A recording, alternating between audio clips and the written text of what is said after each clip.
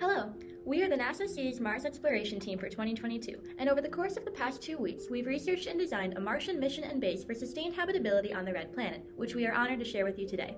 This is RA1. Hello, I'm Abigail Hindman.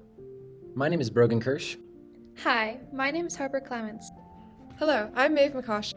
Hello, I'm Niles, Alexis. Hi, my name is Payton Kelly-VanDomelen. These are our mentors for the project, Mr. Nokes and Dr. Mandell. We are extremely grateful to them for guiding us along the way and being amazing resources for us to learn from.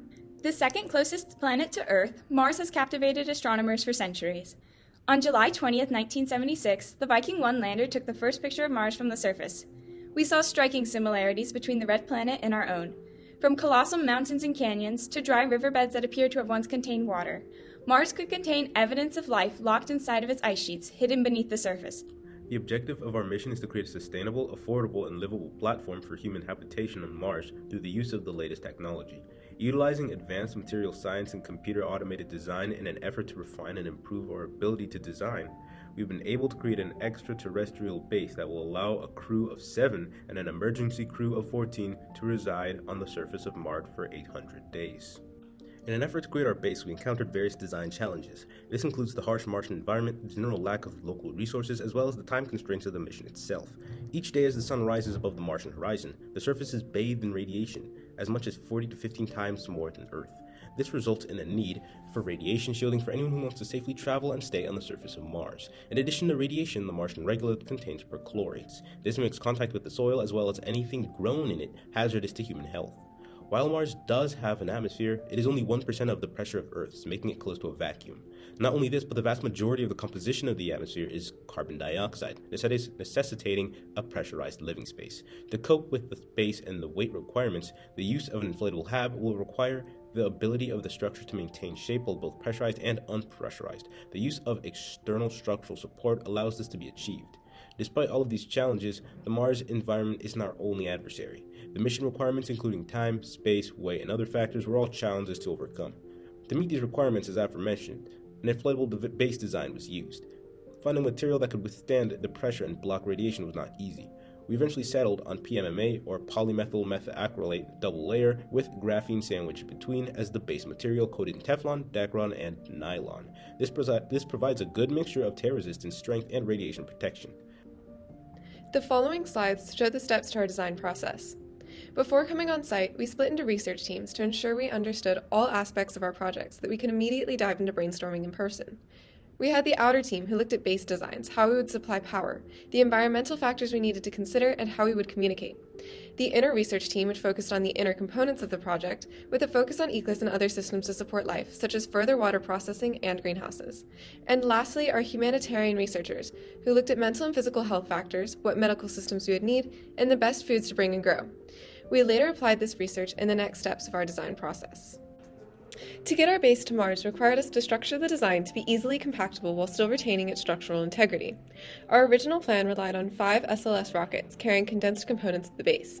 We determined that our compact base had a total volume of approximately 88.63 cubic meters, which we've estimated to weigh 22 metric tons using the ESM equation. This meant that considering the addition of life support systems and other resources being transported, we were able to eliminate 2 rockets, with a final proposal of 3 SLS rockets to allow a lander to be transported alongside our base. The base of R1 is made up of 5 primary general habitation structures, or GHS, interconnected by 3 dual advanced inflatable airlocks, or DAIA. They are arranged in a way to optimize space while allowing for redundancy, as each GHS is connected to at least one airlock, specifically the DAIA. This layout allows for a depressurization event to occur in any individual GHS or module without collapsing the entire base, and ensures that if an astronaut is in a GHS during depressurization, they're able to escape back into safety. We structured the base to have multiple external ports on each module. This is to allow for expansion of the base and further missions as a result of the design's modularity. The structure of the base can be modified and adapted to fit various terrain obstacles in order to create a much larger base as time goes on and further missions are conducted, due to this modularity. Each GHS is composed of an inflatable structure, 3 ports, and a support system. The inflatable structure is attached to the supports via the skylight at the top center of the base. The inflatable is the main habitation area for the astronauts and has a radiation shielding and insulation, but still remains flexible to allow for its inflation. The structural supports extend 3 ways down from the skylight, and the base attaches to them along the surface of the inflatable during expansion. The structure reduces stress on the inflatable and also prevents structural collapse in the event of the base's depressurization. The supports are telescopic and can extend during deployment in order to reduce the space they take up during shipment. The skylight is an oblong dome-shaped structure on top of the base that allows 1 to 2 people to sit inside and look across the Martian surface outside of the base. This structure allows astronauts not only to visibly see outside conditions and changes, but will greatly help mental health, as an alien world such as Mars will be an amazing thing to see. The 3 ports are either oriented with one opposing the bisection of the other 2, which are at a 60-degree angle to one another, or are equally spaced around the GHS, bisecting each support. This is the model shown here. These 2 port layouts allow for GHS structures to function both as corners to an equilateral triangle, as well as center points or extensions to the primary shape of the base, such as in the exploration module, or what's shown in front of you. The versatility of these 2 layouts is what allows our base to expand around terrain hazards for further missions to the base, and is a key component in the modularity of the base. The DIA, or DAIA, are dual airlocks that allow for compact shipping, modularity, and streamlined deployment.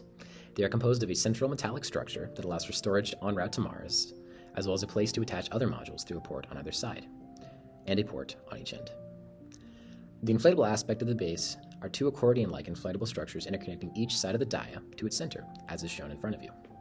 After the first extension, the inflatable portions of the DIA will be reinforced with support rods stored within the DIA while it's still collapsed, in order to preserve their shape during depressurization, which will occur if the DIA ever needs to be used as an airlock.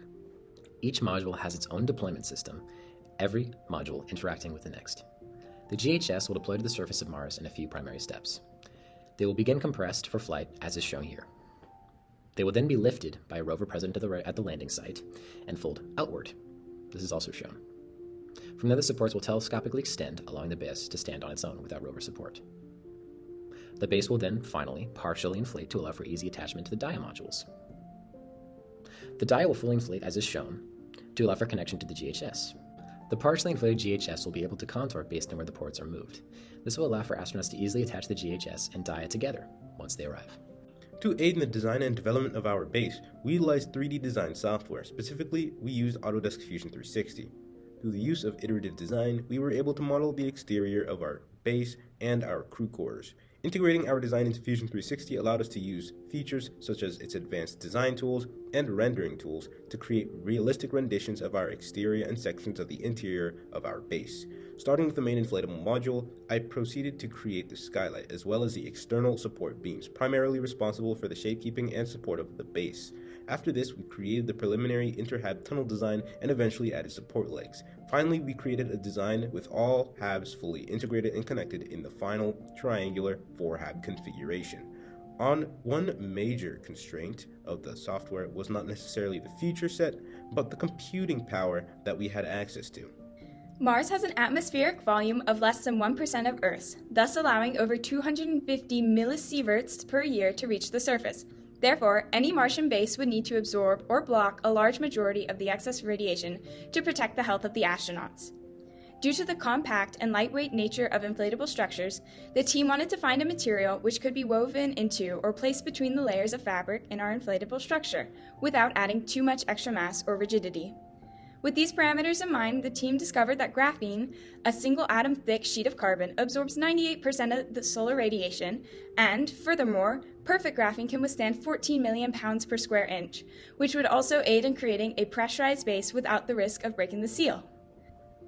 After designing our external base, we turned to focus on each component we included and any support systems needed to sustain life in our habitat. The base is split into 5 modules, A through E. As mentioned previously when discussing the external structure for our base, each module will have external supports and doors that connect them to the partial airlock hallways. The design of the base is structured to prevent total depressurization, instead allowing the event to be limited to one module without damaging mobility between the other functioning rooms.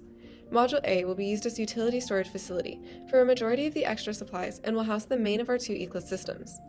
Module B will house our lab, including workstations for all research projects planned for Mars. Module C houses the sleeping quarters of the R1 base, with added storage areas that can be converted to sleeping quarters in the event the base needs to support life for 14 astronauts instead of the planned 7 for the mission. The pod-style living areas will allow individual space for each astronaut, while being large enough for movement and comfortable enough for sleep. Module D is our central module, which connects to all hallway airlock systems, allowing for access to any component of the base in the event of depressurization. The centralization of the module creates the ideal environment for our base's exercise, eating, kitchen, and meeting areas. Environmental Control and Life Support Systems, or ECLS for short, is a crucial factor in any space mission. The functions of ECLS are as follows. providing and recycling oxygen for metabolic consumption, providing and recycling water for consumption, food preparation, and hygiene uses, removing carbon dioxide from the cabin air and filtering out particulates, microorganisms, and volatile gases, and maintaining total cabin pressure, temperature, and humidity levels. Our ecosystems will be largely based off of the ones used on the International Space Station, or ISS. For water recycling, a Paragon urine processor and a water processor assembly will be used. All wastewater eventually ends up in the water processor, where gas and solid materials are removed and the water is filtered multiple times. The steps for oxygen recycling are as follows. An oxygen generation assembly electrolyzes water provided by the water recovery system, which creates oxygen and hydrogen. The hydrogen is vented out of the habitat or spacecraft, and the oxygen is delivered back into the air. Using the ecosystem on the ISS as our base model, we were able to determine the efficiency of each component for sustained habitation. Further research showed issues which we would need to fix in order to support life on Mars. On the left-hand side of the slide, we can see the projected efficiencies for a commercial ecosystem on Mars, which includes the following adaptations to the ISS system as tested by the 50th International Conference on Environmental Systems. Replacing the current OGA system, which has been proven inefficient even for the ISS, with a new oxygen processing system of OPA designed by Dyno Labs in partnership with NASA. We will shift from the current carbon dioxide removal system to the carbon dioxide removal ionic liquid sorbent system, which eliminates the need for the CMS system. The replacement of the urine processing assembly with the Paragon urine processor, and finally the replacement of the current ISS CRS system with a more efficient PCI microlith-based Saboteur reactor system. Again shown in the chart, running this improved ecosystem at the same oxygen and water recovery will yield more efficient results than the ISS gains, which allows our base to increase both oxygen and water recovery. In 2012, the Curiosity rover discovered the presence of a variety of elements including nitrogen, phosphorus, and potassium in Martian regolith. These essential nutrients, also found in soil here on Earth, contribute to the overall health of a plant in addition to its nutritional value and just general ability to grow. Additionally, while the decreased atmosphere on Mars should have no effect on the height of a plant, the reduced gravity environment will increase the rate of respiration, resulting in an elevated growth rate. Also, as long as sufficient light is provided, the roots of the plant will continue to grow away from the light source, allowing us to adequately water the roots of a plant in decreased or zero gravity. After discussing the methods of growing plants in our base, particularly through the potential addition of a greenhouse module, we decided that the most efficient solution would be to utilize the space we already had within the hallways. This new design allowed us to optimize space we already had, use the UV lights involved in the growing process as hallways lights, saving power and taking advantage of the airlock design to protect the plants in the event of a depressurization. Additionally, we decided some of the chosen plants for our base could be grown on ceiling systems that were able to be hung over the hallways, again maximizing space and minimizing power cost. Something that we still needed to figure out, though, was the method of growing food on Mars. We could grow the plants in Martian soil or even sand, but that could get messy, and particles could contaminate the air or cause issues with filtering systems. Hydroponics, or growing plants in water instead of soil, seemed like a good option. Plants tend to grow faster and larger in hydroponic systems as opposed to regular soil. In addition, hydroponic systems are not as labor-intensive and require less maintenance.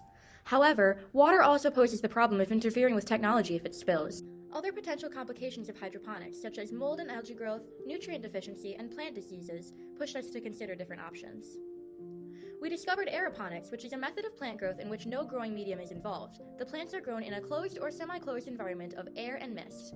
This method is more successful in preventing plant disease, and it provides the roots with more oxygen, which is beneficial. Aeroponic systems also require very little maintenance. However, aeroponics would be quite expensive. Another major problem is the fact that an aeroponic system depends on electricity for automatic misting and fog. If the roots are not misted frequently, they will dry out. This means that a power outage for even just a few hours could result in the loss of all of our crops. In the end, our method of plant growth remains undecided. Each approach has several benefits as compared to the others, but none of them come without significant drawbacks. Further research and experimentation will aid the decision as we continue to make new improvements and innovations. Communication on Mars is something that is very hard to test because we don't have people on Mars. That said, we devised a strategy that would hopefully make communication on the Martian surface, as well as with Earth, relatively simple. The first point is surface communication and location tracking on the Martian surface. We discussed placing one satellite around the equator of Mars and then decided against it due to how it limits where you can place the base. We continued our research and found that having 3 triangulated satellites would be best for both GPS tracking and for communication. The reason for this is by having 3 satellites, the astronauts have more terrain they can explore without losing connection to the base. It also guarantees a more precise location tracking system, which makes it easier to navigate the surface of Mars. These satellites could also be used to take more photos of Mars and the base. The way these satellites would work is there would be either antennas or receiver dishes situated at the base and on top of rovers. In a similar way to how wireless communication and GPS tracking works on Earth, it would work the same way on Mars. We then discussed communication between Earth and Mars. We agreed we could use large antennas to communicate between the two planets. These ideas were inspired by how we currently receive signals from the rovers already on Mars, such as Curiosity or Perseverance. The one difficult aspect of communicating with Earth from Mars is that communication time varies based on the position of both planets and can be anywhere from 4 minutes to 20-minute delays. The longest communication delay that will ever occur in human space travel is between Earth and Mars. And because of this, we also felt that there could be of use to have a potential relay satellite between Earth and Mars so that you can have stronger communication signals and potentially reduce some time during those longer delay periods. Any mission into space poses health risks for the astronauts involved. But the length of this mission, which is over double the longest consecutive amount of time any human has spent in space, in addition to the distance traveled, could result in more extensive health risks. Experts say astronauts may lose up to 22% of both density, in addition to a decrease in eyesight, blood pressure, and muscle mass. Additionally, as previously discussed, the thin Martian atmosphere exposes astronauts to 40 to 50 times more radiation than on Earth, posing a greater risk of cancer and potentially radiation poisoning. Luckily, from our decade of research aboard the ISS, many mediation methods already exist to help keep the astronauts healthy. In addition to preventative measures, such as the use of graphene to absorb radiation and daily exercise of over 2 hours to keep and build muscle mass, the astronauts will also have access to medications such as calcium supplements, vitamin D, and other multivitamins to maintain a healthy balance of all nutrients. It is also important that our astronauts maintain a healthy, balanced diet and drink enough water throughout the duration of the mission. The days, or sols on Mars, are roughly 40 minutes longer than the days here on Earth, which could disrupt and desynchronize the astronauts' circadian rhythm, resulting in sleep loss, fatigue, headaches, and more. To ensure our astronauts are fully acclimated to the Martian day, light therapy will be used, simulating night and day, on the transport both when traveling to Mars and on the return flight. The long-duration isolation with few other humans, limited contact with loved ones on Earth, and the sheer distance from home will have significant effects on the astronauts' mental health. Long-term, astronauts can become unhappy, unmotivated, anxious, and depressed if their mental health is not cared for. Aside from the obvious negative impact on the astronauts, lack of motivation will have a harmful effect on the mission itself as well, as mission objectives may not be met. This is one of the reasons why we prioritized mental health as a main factor in planning the RO1 mission. If the astronauts are not functional, the mission won't be either. Crewmates will be encouraged to bond and socialize with each other through frequent game nights, movie nights, and other fun activities, as well as eating meals together. During their training on Earth, astronauts will learn techniques such as mindful breathing, journaling, and other self-care methods to combat problems such as anxiety and depression. Each crew member will also be required to go through a brief training in psychology so that they can emotionally support and guide their teammates should mental health problems arise. To determine the number of launches necessary to transport all of the equipment to Mars, we did a full cost, power, and weight analysis of any material that would be important for this mission. This spreadsheet also helped us gauge which electrical systems could be running concurrently, in addition to the total cost of the mission. As you can see, the total cost of RO1 is just over $1 billion, way less than our $5 billion requirement maximum.